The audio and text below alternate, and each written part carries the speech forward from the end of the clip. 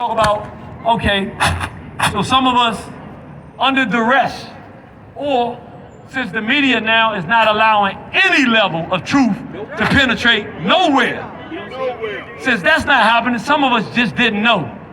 Can I read to you some truth? I'm not gonna read the whole thing. Come We'll be on, out here brother. all night. See? But I wanna read something to you. And we had some of the people that are supposed to be coming out, but even if they don't, I just want to read some of this.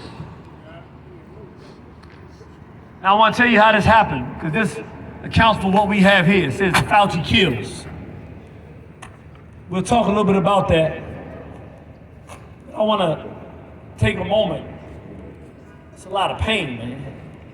Take your time, brother. So, you know, I do some vending sometimes, and I sit there, and people come by, and they know that they can tell me stuff that maybe they can't talk to other people about. I'll be honest, I didn't know how much impact this thing was actually having. I heard about the VAERS system, but I did not know the real impact it was having person to person. So people start coming and telling me, hey, my aunt took this shot, she died. My sister took this and died. My neighbor did this and they all messed up, they paralyzed. And they started telling me stuff. And they told me, and I was talking to an elder, and every time I would talk to her, I would tell her the stories. And for like 2 months, I would tell her the stories, and finally she said, because she kept telling me, write it down, write it down. You know, young, I ain't that young, but I'm young enough not to listen. Y'all know that, right? I'm young enough to be hard-headed. I ain't listened to her. Finally, one day, I told her a story, and she just kind of almost yelled at me. It wasn't no request.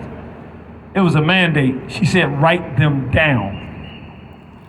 So I started writing them down. It's probably 1/10 of the stories people have told me personally, or that I have seen. And this is all the black people for the most part. I just want to read some of these stories to you. This is not me going out looking on the internet. These are people that I either know them personally, or I know the person who's telling me the story that is dealing with them personally. These are real stories of murder, I call it, death, decay, and harm in our community. Right. So I just started writing them down. I'm just gonna read some of them. It's over 60 entries, and some of them have 3 or 4 people in each entry. I'm just gonna read some of them.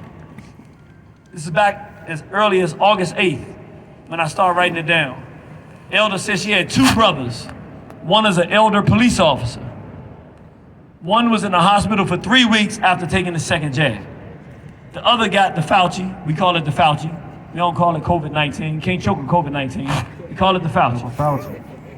Then got the Fauci after the second shot. So each shot, he went back after he got the first one, caught it, got the second shot and caught it a second time.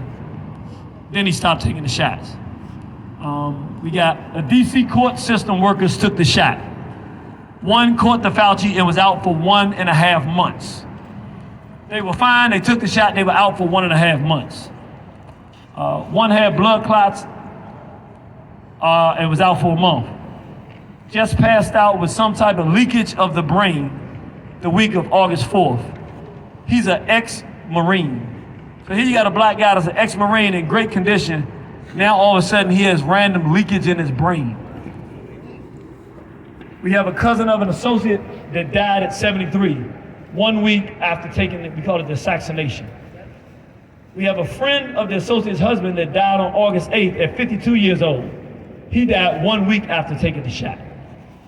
We have a sister who took the Moderna injections and arms turned into horrible explosions with all kind of rashes oozing out. That's the one you sent me, brother. I'm gonna go to some more of these because we got a lot of things here that's just horrible. We have a brother released from a 28-year bid. This was really serious. Brother been in jail with 28 years and he was with a friend of his. They both was in jail together. They came back to DC. They were both working the same place. The one brother that I talked to, his woman was a nurse. She said, don't take this jab. He took the first one. He wasn't gonna take it, his friend took it. So then he took it. They work in the same place. He was about to take the second one, his friend took the second one. All of a sudden, he was at work and his friend didn't show up.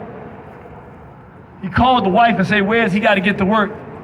She said, "He in the hospital right now." By the time he got to the hospital, his friend had died. 28 years, he said he was the most thorough brother he knew.